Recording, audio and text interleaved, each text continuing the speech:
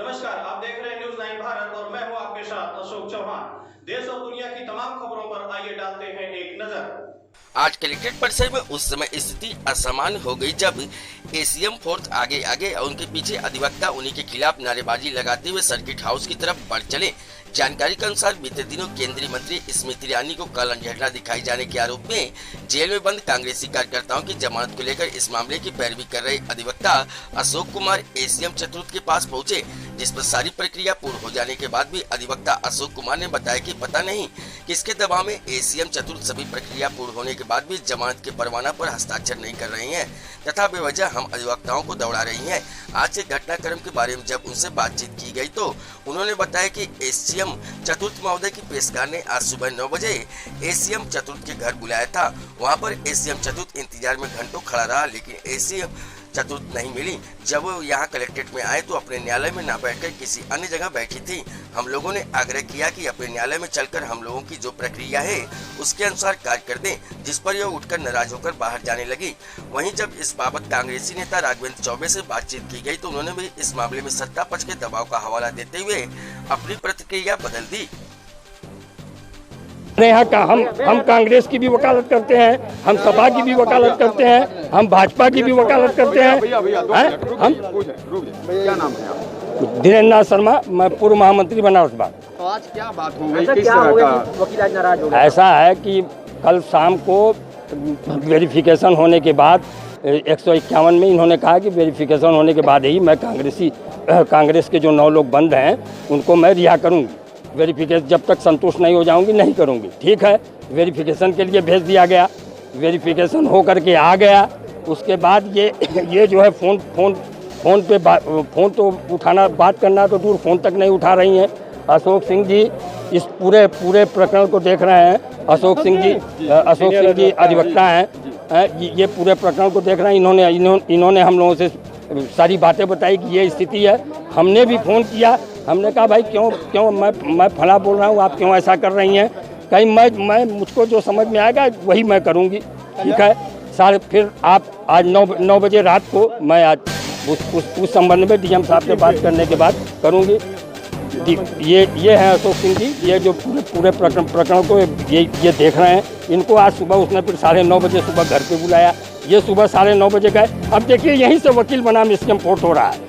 ये जो है 9:30 बजे से वहाँ खड़े थे, 10:30 बजे तक ये एसीएम फोर्स, मतलब आज तक कभी ऐसा कोई अधिकारी नहीं करता है। वो बाहर ही नहीं निकली और धूप में खड़ा कराई, धूप में ये खड़े रहे। उसके बाद फिर ये आई है तो अपने उसमें नब बंद करके, और ऑफिस भी बंद है, अपने उधर पीछे उसमें जा करके बैठ गई।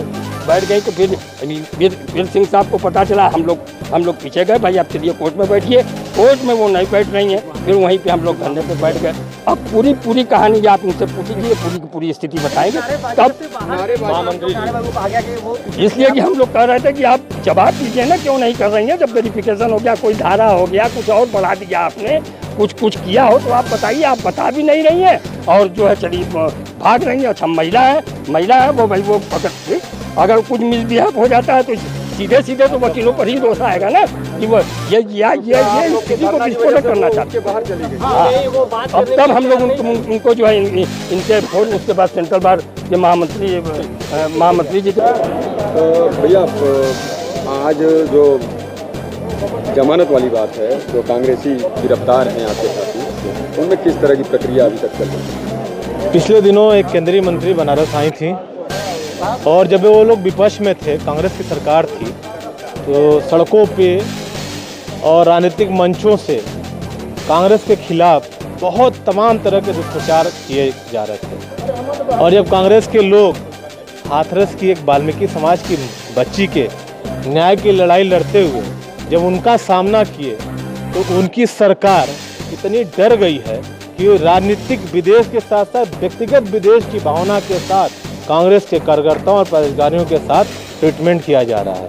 151 में उन लोग का चालान होता है, वो लोग जेल में जाते हैं। हमारे साथियों, अधिवक्ता साथियों के सहयोग से, कांग्रेस जनों के सहयोग से जमानत मंजूर होती है। जमानत में भी 151 जो पीबी गारंटेड होता है, वैसी धाराओं में एसीएम फोर्स महोदया द्वारा 1-1 लाख के 2 बंद पत्र एक व्यक्ति के ऊपर मांगे जाते हैं। हमारे कार्यकर्ताओं नेताओं ने उन बंद पत्रों का इंतजाम किया, उसको दिया। उसके बाद उन बंद पत्रों पे सीएम महोदय साहिबा द्वारा वेरिफिकेशन मंगाया जाता है। वेरिफिकेशन भी 24 घंटे के अंदर लग के आ जाती है। उसके बाद पिछले 2 दिनों से लगातार उस वेरिफिकेशन को ग्रांटेड नहीं किया जा रहा है, उनकी रिहाई का परवाना नहीं भेजा जा रहा है। जब हम सब लोग उनसे बात करने का कोशिश किए तो उनके द्वारा पहले हमारे अधिवक्ता साथी हैं जो हमारे कांग्रेस विधि प्रकोष्ठ के पदाधिकारी भी हैं, उनको घर बुला करके घंटों इंतजार कराने के बाद कि उसको बेरंग उनको वापस किया गया कि हम अपने घर पे नहीं मिलते हैं। एक अधिवक्ता समाज के साथी के साथ ऐसा व्यवहार उनका। उसके बाद 1 बजे तक कार्यालय उनका बंद रहता है। कार्यालय परिसर में आने के बावजूद अपने कार्यालय में न बैठ करके सामने के कार्यालय में बैठती हैं। और जब हम लोग उनसे, हमारे अधिवक्ता समाज के साथी, हमारे यहाँ सेंट्रल बार के महामंत्री वरिष्ठ साथी धीरेन्द्र शर्मा जी, अशोक सिंह जी, ये लोग सारे लोग जब उनसे मिलते हैं, वार्ता करते हैं, तो उनके द्वारा कहा जाता है कि मैं ज़रा संतुष्ट हो लूँगी। उसके बाद जब आपने पुलिस वेरिफिकेशन मंगा लिया, जो संपत्ति के कागज़ लगे उसका वेरिफिकेशन मंगा लिया, तो फिर कौन सा तो सीधे हमारा आरोप ही नहीं, हम स्पष्ट रूप से कह रहे हैं कि सीएम महोदया साहिबा व्यक्तिगत देश रख करके या व्यक्तिगत पार्टी हित को लाभ पहुंचाने के लिए वो कार्य कर रही हैं और हमारे कार्यकर्ताओं का उत्पीड़न कर रही हैं, जिसके खिलाफ हम कांग्रेस के लोग चुप नहीं बैठेंगे। हम अग्रिम रणनीति पे काम कर रहे हैं, आगे आपको उससे अवगत कराएंगे। जिलाधिकारी से मिलकर भी ये शिकायत करेंगे, अवगत करेंगे। निश्चित जिलाधिकारी महोदय से वार्ता का प्रयास हो रहा है, कमिश्नर महोदय से वार्ता का प्रयास हो रहा है। हम लगातार लगे हुए हैं और एसएसपी महोदय को मैंने व्हाट्सएप किया, फ़ोन किया जा रहा है, लेकिन अभी अधिकारियों के फ़ोन नहीं उठ रहे हैं। इनको लगता है कि अब जीवन भर इस देश में और उत्तर प्रदेश में भाजपा ही राज करने वाली है और वो भाजपा के संरक्षण में अपनी मनमानी करेंगे। आने वाले समय में जनता इसका माकूल जवाब देगी। अशोक कुमार सिंह, प्रदेश महासचिव विधि विभाग। मैं इस मुकदमे में पैरवी कर रहा हूँ। क्या मुकदमा है, मामला क्या? मुकदमा 151-107 का है। इसमें हमारे 9 लोग, हमारे 9 सिपाही जो आके यहाँ पकड़ गए थे, धरना दे रहे थे, उसमें पकड़े गए थे, कांग्रेसी नेता।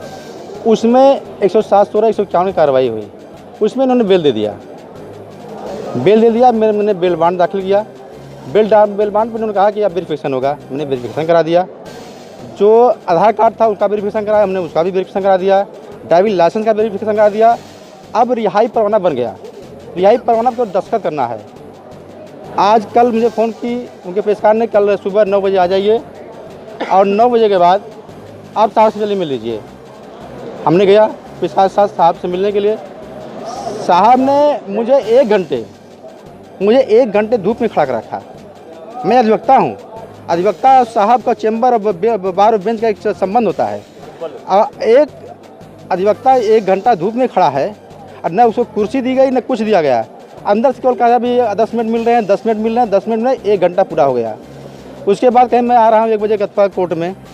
मैं पूछना चाहता हूँ, भाई मेरा जब कागज़ पूरा हो गया है तो क्यों आप रोक रही हैं हमारे जवानों को? आज क्या घटना घटी यहाँ आने के बाद? आज हम जब आई हैं, चली गई प्रसून अथवा कार्यालय में जाके बैठ गई उन्होंने, आपदा प्रबंधन में। हमने जाकर उनसे रिक्वेस्ट किया, मैडम ये बता दीजिए कि हमारा क्या गलती है कि मुझे पूरा कार्रवाई पूरी हो गई है, मेरे क्यों छोड़ नहीं रही आप मेरे मुवक्किल को? तो कहा मैं समझूंगी तब आपको संतुष्ट हो जाऊंगी, तब आपको बेल दूंगी। हम आपको तो बेल दे चुकी हैं, आप उसमें कुछ भी नहीं कर सकती। अगर वो कुछ भी कर रही हैं, कोई जांच कर रही है, जांच भी नहीं कर सकती, क्योंकि अगर मुलजिम को बेल दे दी हैं तो मुलजिम को जांच कैसे करेंगे? वो वेरिफिकेशन हो गया करेंगे तो वेरिफिकेशन कैसे करेंगे? वो मामला कानून के विरुद्ध वो काम कर रही हैं। केवल मेरे मुलजिम को रोका जा रहा है और शासन से दबाव है, स्मृति ईरानी का दबाव, व्यक्तिगत स्मृति ईरानी का फ़ोन है, डीएम का फ़ोन है कि इन सबको रोका जाए। कानून से ऊपर सब लोग हो गए हैं। कानून है, सीआरपीसी में कानून 50 ऊपर के अथवा पीबी लगती है।